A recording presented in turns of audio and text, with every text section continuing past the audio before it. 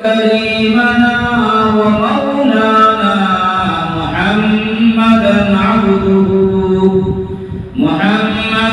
عبده ورسوله أرسله بالحق بشيرا ونذيرا وصلى الله على آله وأصحابه وأزواجه وذرياته وأهل بيته أجمعين. فأعوذ بالله من الشيطان الرجيم. بسم الله الرحمن الرحيم. اليوم نختم على أفواههم وتكلمنا أيديهم وتشهد أرجلهم بما كانوا يكسبون. صدق الله مولانا العظيم وصدق رسوله النبي الأمي الكريم ونحن على ذلك لمن الشاهدين والشاكرين والحمد لله رب العالمين. اللهم صل على محمد وعلى آل محمد كما صليت على إبراهيم وعلى آل إبراهيم إنك حميد مجيد. اللهم بارك على محمد وعلى آل محمد كما باركت على إبراهيم وعلى آل إبراهيم إنك حميد مجيد. میرے محترم بزرگ اور دوستو حاضرین جمعہ، تمام طرح کی بڑائی بزرگی اللہ رب العزت کے لیے ثابت ہے، جو تمام جہانوں کا مالک ہے، خالق ہے، رازق ہے، کھلانے والا ہے، پلانے والا ہے، صحت تندرستی دینے والا ہے۔ اس کے بعد تمام انبیاء علیہ السلام کے اوپر درود ہو، سلام ہو، خصوصی طور پر جناب محمد عربی صلی اللہ علیہ وسلم پر ہو۔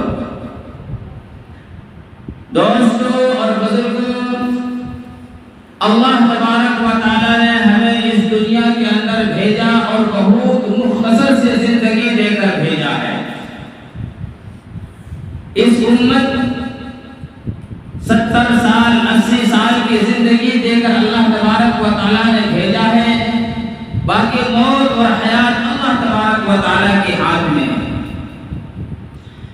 لیکن اصل زندگی جو ہماری آخرت کی زندگی ہے، اس کی تیاری میں ہمیں اور آپ بہت غفلت میں پڑے ہوئے، اس کی تیاری میں ہم اور آپ بہت سستی کر رہے ہیں۔ دنیا کے اندر رہنے کے لیے ہم بڑے بڑے مکان بناتے ہیں، محل بناتے ہیں۔ دوستوں اور بزرگوں، یہ محل، یہ بلڈنگ ایک دن ختم ہو جائے گی۔ کتابوں کے اندر آتا ہے کہ ایک بادشاہ نے ایک محل بنوایا اور اس محل کو بنانے کے لیے اپنے خزانے کے دروازے کھول دیے۔ اس کے اندر ذرا سی کچھ کمی محسوس ہوتی تھی، اس کو توڑتا تھا، پھر بناتا تھا، اور کئی طرح اسی طرح سلسلہ چلتا رہا۔ اور میرے دوستو، جب وہ محل تیار ہو گیا بن کر، اب اس کو یقین ہو گیا کہ اس محل کے اندر کوئی عیب نہیں ہے، اس محل کے اندر کوئی عیب نہیں نکال سکتا، تو انہوں نے اپنے علاقے کے اندر ایک اعلان کروایا کہ اس محل کے اندر جو عیب نکال دے گا، اس کے اندر جو خامیاں، جو کمی اگر کوئی بتا دے گا، میں اس کو انعام دوں گا۔ میرے دوستوں، بادشاہ کے اس اعلان کو سننے کے بعد لوگ آنے لگے اور اس محل کو دیکھتے ہیں، بہت خوش ہوتا ہے کہ بڑا اچھا محل بنوایا ہے، بڑا اچھا مکان بنایا ہے، اور دیکھ کر اور اس کے اندر کسی چیز کی کوئی عیب نظر نہیں آتا ہے، خوشی خوشی چلا جاتا ہے۔ کئی دن میرے دوستوں ایسے سلسلہ چلتا رہا، وہ بادشاہ کا محل دیکھ کر لوگ آتے تھے، دور دور سے لوگ آ کر دیکھ کر چلا گیا۔ ایک مرتبہ کیا ہوا، اس راستے میں ایک اللہ والے گزر رہے ہیں، دیکھا کہ لوگوں کی ہجوم ہے، لوگوں کی بھیڑ ہے۔ فرمایا کیا بات ہے، کیوں اس محلے کے اندر، اس شہر کے اندر کیوں بھیڑ لگی ہوئی ہے؟ کسی نے کہا کہ یہاں بادشاہ نے ایک محل بنوایا ہے، اگر اس کے اندر کوئی اگر عیب نکال دے گا تو اس کو انعام دے گا۔ وہ اللہ والوں کو محل دیکھنے کی شوق ہو گیا کہ چلو ہم بھی دیکھیں گے۔ لیکن میرے دوستو جب وہ اللہ والا اس محل کے اندر جاتا ہے اور اس محل کو دیکھ کر بادشاہ کے پاس آتا ہے اور کہتا ہے کہ بادشاہ سلامت، آپ کے محل کے اندر ہم کو دو عیب نظر آیا۔ بادشاہ سلامت، آپ کے محل کے اندر مجھے دو چیز عیب نظر آیا۔ بادشاہ پریشان کہ کئی مہینوں سے لوگ دور دور سے دیکھ کر چلے گئے لیکن کسی نے عیب نہیں نکالا۔ آپ کو ہمارے محل کے اندر، ہمارے بلڈنگ کے اندر کیا عیب نظر آ گیا؟ اللہ والوں کی نظر الگ ہوتی ہے اور ہم عام لوگوں کی نظر الگ ہوتی۔ کہنے لگا بادشاہ سلامت، سب سے بڑی عیب اس محل کے اندر یہ ہے کہ یہ محل ہمیشہ باقی نہیں رہے گا، ایک نہ ایک دن یہ محل ختم ہو جائے گی۔ سب سے بڑا عیب یہ ہے، یہ محل ایک نہ ایک دن ختم ہو جائے گا، یہ محل ختم ہو جائے گا، یہ عیب آپ کے محل کے اندر ہے۔ اور فرمایا دوسرا عیب یہ ہے کہ آپ بھی اس محل کے اندر ہمیشہ نہیں رہ پائیں گے، آپ کو بھی اس محل کو چھوڑنا پڑے گا۔ تو اللہ والوں کو نظر کہاں کیا؟ لوگ آ کر دیکھ رہے ہیں، ان کی عمارت کو دیکھ رہے ہیں، ان کے فرش کو دیکھ رہے ہیں، ان کی دیوار کو دیکھ رہے ہیں، اس کے اندر کوئی لوگوں نے کیا کہ عیب نہیں نکالا، لیکن اللہ والوں نے کہا کہ بادشاہ سلامت، یہ محل ایک دن ختم ہو جائے گا، کتنی بڑی ہے۔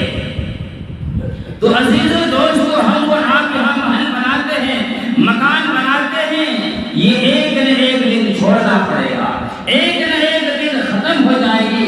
لیکن اگر ہم اور آپ محنت کر کے اللہ اور اس کے رسول صلی اللہ علیہ وسلم کو راضی کر کے اگر جنت کے اندر محل بنا لیں گے، اگر جنت کے اندر اپنا بلڈنگ بنا لیں گے، اگر جنت کے اندر اپنا کیا جگہ بنا لیں گے، وہ ہمیشہ ہمیشہ رہے گا، کبھی ختم نہیں ہوگا۔ تو میرے دوستو، جو میں آیت کریمہ آپ کے سامنے تلاوت کیا ہوں، آئیے اس کی طرف۔ آج انسان گناہ کرتا ہے تو سوچتا ہے کہ میں گناہ کر کے بچ گیا ہوں، مجھے کسی نے نہیں دیکھا۔ اور حقیقت میں اگر کوئی کمرے کے اندر، بند کمرے کے اندر کوئی گناہ کیا تو کون دیکھا؟ کوئی نہیں دیکھا۔ لیکن میں آج آپ کو بتاؤں، آپ ایک گناہ کرتے ہیں، آپ نے ایک گناہ کیا، چھپ کر کیا، جہاں بھی کیا، اس کے لیے اللہ تبارک و تعالی نے 4 گواہ کو تیار کر دیا۔ آپ ایک گناہ کرتے ہیں، اس کے آپ کے خلاف اللہ تبارک و تعالی نے 4 گواہی کو مقرر کر دیا ہے۔ میں آپ کو قرآن کریم سے بتاتا ہوں، کل قیامت کا دن ہوگا، اللہ تبارک و تعالی کے سامنے انسان ہوگا۔ میرے دوستو، انسان جس زمین کے اوپر جو گناہ کیا ہوگا وہاں سے وہ زمین گواہی دے گی، وہ زمین بولے گا یومئذ تحدث اخبارها بأن ربك أوحى لها۔ زمین میرے دوستو، وہ دن زمین گواہی دے گی، وہ دن کا بتائے گا، وہ مہینہ بتائے گا، وہ سال بتائے گا، وہ گناہ کا وقت بتائے گا، کتنی دیر تک تم نے زمین کے اوپر گناہ کیا ہے وہ بھی زمین بتائے گی، وہ زمین بولنا شروع کرے گی۔ میرے دوستو، جب زمین ہمارے خلاف گواہی دے گی، کیا ہماری اور آپ کی مجال ہے کہ اس کو کوئی جھٹلا سکتا؟ تو میرے دوستو، آپ کا بند کمرے کے اندر گناہ کیے ہیں، آپ کو کسی نے نہیں دیکھا ہے، لیکن آپ کے اوپر، آپ نے زمین کے اوپر جو گناہ کیا ہے وہ زمین گواہی آپ کے لیے گناہ کا بن گیا۔ پہلا نمبر یہ ہے، انسان جب پیدا ہوتا ہے اللہ تبارک و تعالیٰ دو فرشتے مقرر کرتے ہیں جسے کرامن کاتبین کہتے ہیں۔ کرامن کاتبین یعلمون ما تفعلون، یہ بھی قرآن کریم کے اندر ہے۔ میرے دوستو جو بھی گناہ کرتے ہیں، جو بھی کچھ کرتے ہیں، فوراً فرشتہ لکھ لیتا ہے۔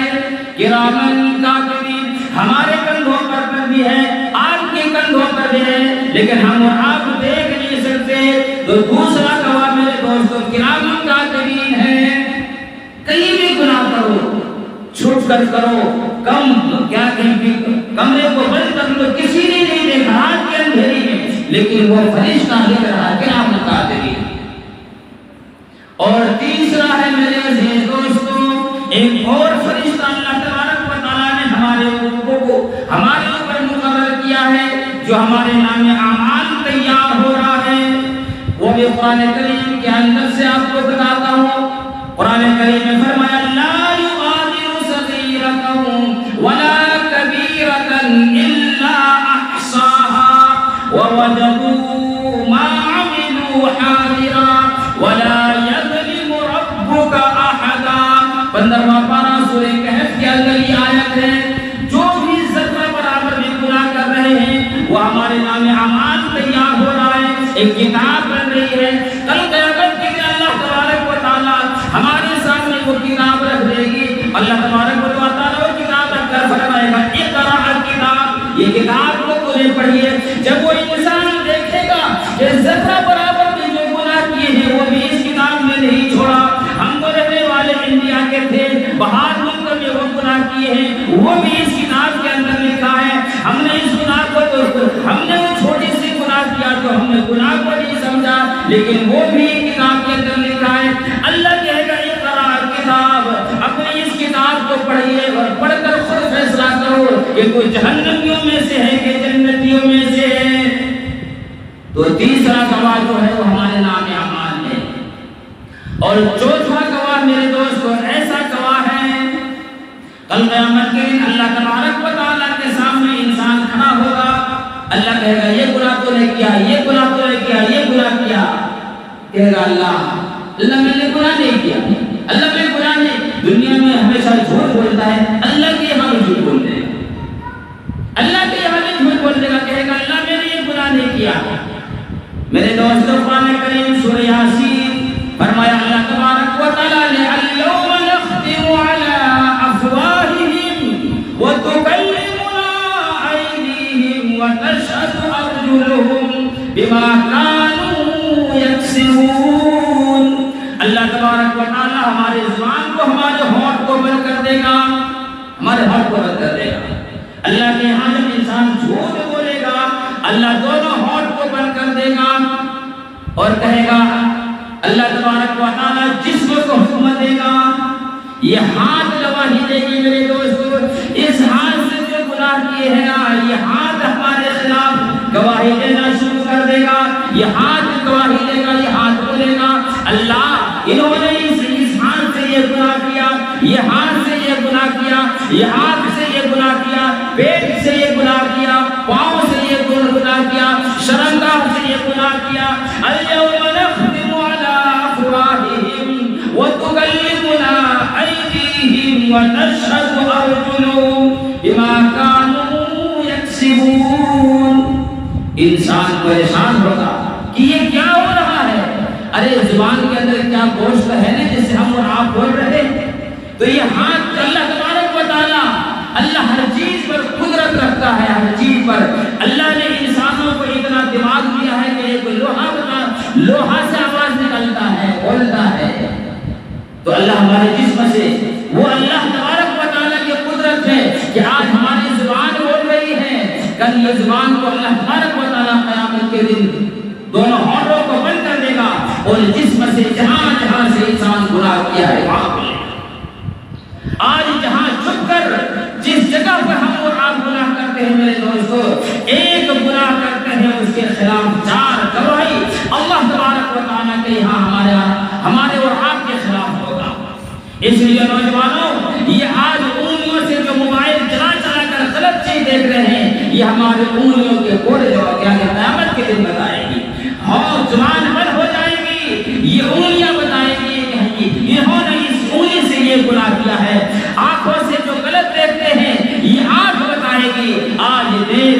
کر خوب مزہ لے لو.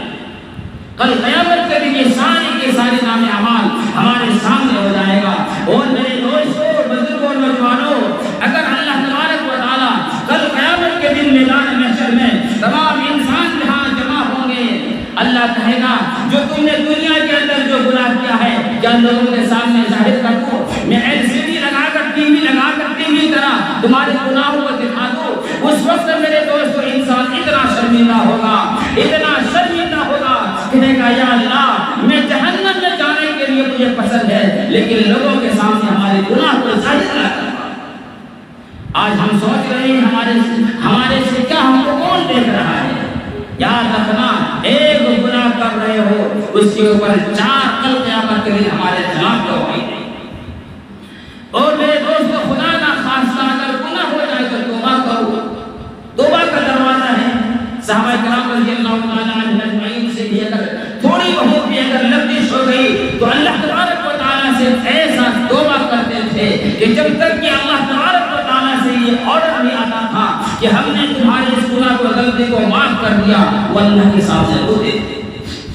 اگر یاد ہوگا میں آپ کو سامنے بتایا کہ گناہوں سے جو معصوم جو ہوتے ہیں وہ انبیاء علیہ السلام ہوتے ہیں. اور صحابہ کرام رضی اللہ تعالیٰ عنہم اجمعین معصوم نہیں ہیں لیکن نبی پاک صلی اللہ علیہ وسلم کی صحبت یافتہ ہونے کی وجہ سے گناہوں سے محفوظ ہے. ایک صحابی حضرت سالبہ بن عبد الرحمن رضی اللہ تعالیٰ عنہ اللہ کے رسول صلی اللہ علیہ وسلم کی خدمت کیا کرتے تھے. ایک دن اللہ کے رسول صلی اللہ علیہ وسلم نے کسی کام کے لیے بھیجا. جاتے ہوئے ایک انصاری عورت کے گھر کے اوپر نظر پڑی. ہوا چل رہی تھی یا کیسے بھی ہو وہ نہا رہی تھی یا گھر کے اندر بے پردہ ہو کر بیٹھی تھی، یعنی اس نے اس کو دیکھ لیا، اس پر نظر پڑ گئی. حضرت سالبہ بن عبد الرحمن رضی اللہ تعالیٰ عنہ اب یہ لرزہ ہو گئی کہ یہ میں نے کیا کیا. عورتوں کو دیکھنے کے لیے اللہ کے رسول نے منع کیا اور میرے آنکھ نے آج یہ غلط دیکھ لیا.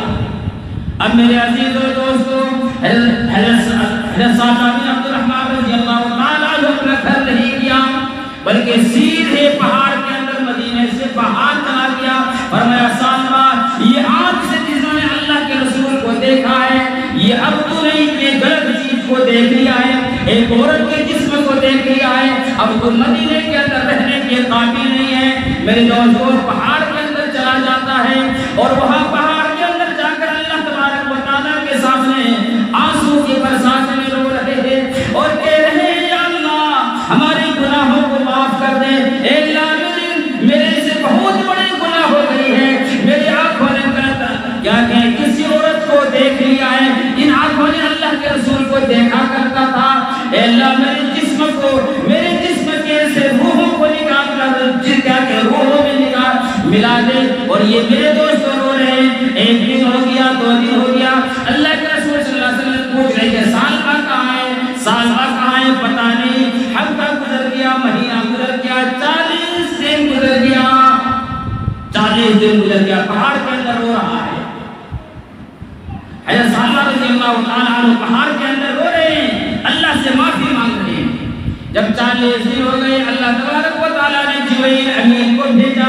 فرمایا جبرائیل جاؤ بتاؤ اللہ کے رسول کو کہ آپ کا ایک غلام ہے جو ایک پہاڑ کے اندر پناہ لیا ہے اور میرے سامنے وہ توبہ کر رہا ہے، میں نے اس کے توبہ کو قبول کر لیا.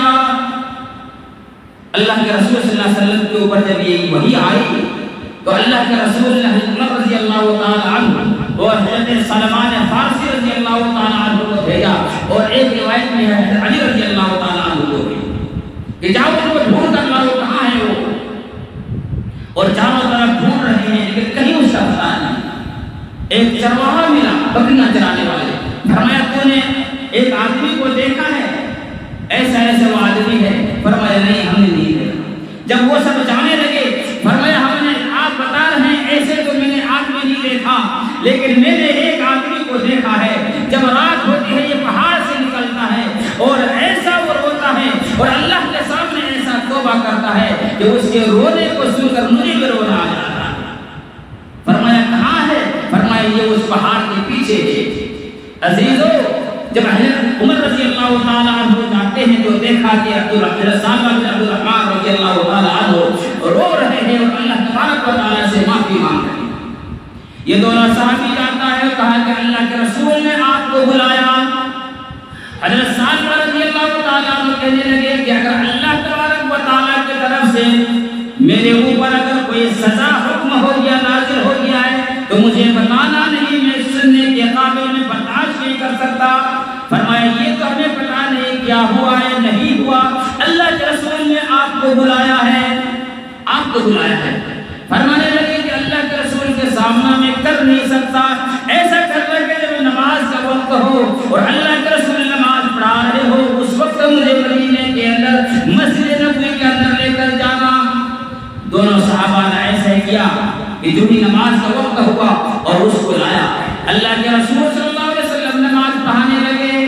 جب اللہ کے رسول صلی اللہ علیہ وسلم نے نماز پڑھانے لگے اور قرآن کریم کی آیت کو تلاوت کرنا شروع کر دیا، حضرت سالبہ بن الرحمن رضی اللہ تعالیٰ عنہ نے سن کر برداشت نہیں کر پائے، رونے لگے اور بے ہوش ہو کر وہیں گر گیا.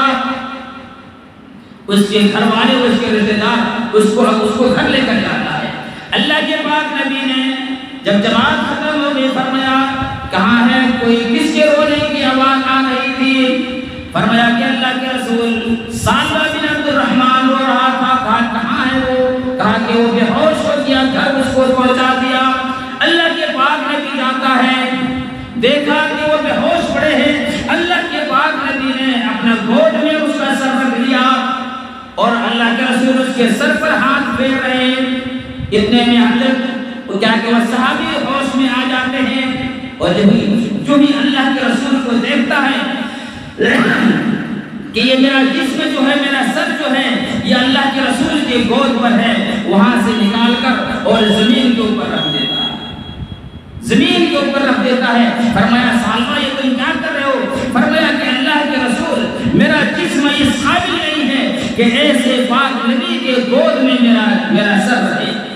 اللہ کے رسول نے فرمایا او سالبہ خوش ہو، مبارک ہو، اللہ تبارک و تعالیٰ نے تیری توبہ کو قبول کر لیا، تیرے توبہ قبول کر لیا. میرے دوستو حضرت سالبہ بن عبد الرحمن رضی اللہ تعالیٰ عنہ رو رہے ہیں اور فرمایا کہ اللہ کے رسول کیا اللہ نے میرے توبہ قبول کر لیا؟ اللہ کیا میرے سے خوش ہو گیا؟ فرمایا ہاں اللہ تیرے سے راضی ہو گیا. فرمایا کہ اللہ کے رسول آپ میرے سے راضی ہیں کہ نہیں ہیں؟ فرمایا او سالبہ میں بھی تمہارے سے راضی ہوں، میں بھی تمہارے سے خوش ہوں. میرے دوستو اتنا سننا تھا اور کلمہ لا الہ الا اللہ محمد رسول اللہ پڑھتا ہے اور اس دنیا سے انتقال کر جاتا ہے.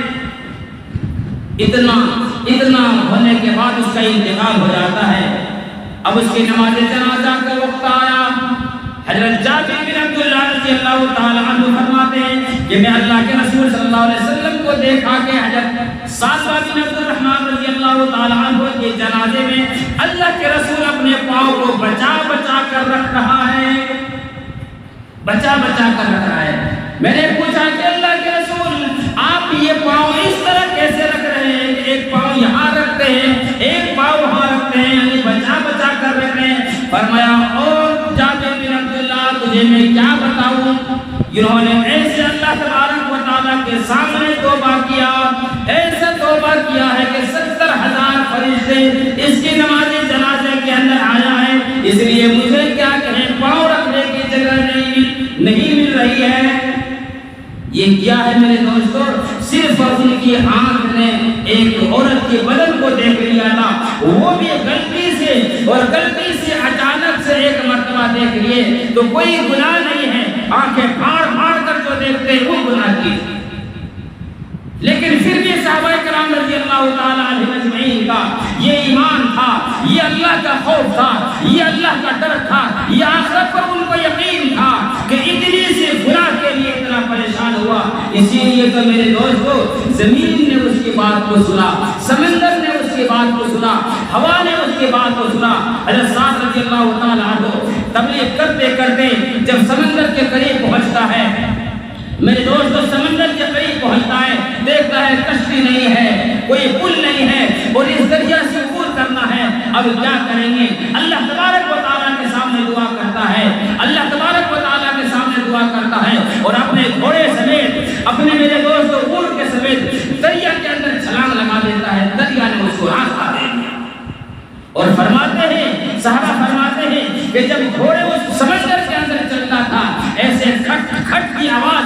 تھی جیسے کوئی پتھر زمین کی یعنی بہترین روڈ کے اوپر چل رہا ہے اور کسی کا کچھ بھی نہیں ہوا. لیکن میرے دوستو اتنے جب سارا کے سارا صحابہ گزر جاتا ہے، ایک بڑے میاں کو دیکھا کہ وہ رو رہا ہے، ایک بڑے میاں کو دیکھا کہ یہ رو رہا ہے. حضرت رضی اللہ تعالیٰ عنہ فرماتے ہیں کہ یا ایھا شیخ تو کیوں رویا؟ فرمایا کیا کروں، یہ سمندر کو پار کرتے کرتے میرے پاس ایک مٹی کا ایک لکڑی کا پیالہ تھا، وہ زمین سمندر کے اندر گر گیا. کہا کہ چلو جہاں جاتے ہیں نا وہاں تم کو اس میں رونے کی کیا بات ہے، جہاں جا رہے ہیں وہاں تم کو اچھا پیالہ دلا دیں گے.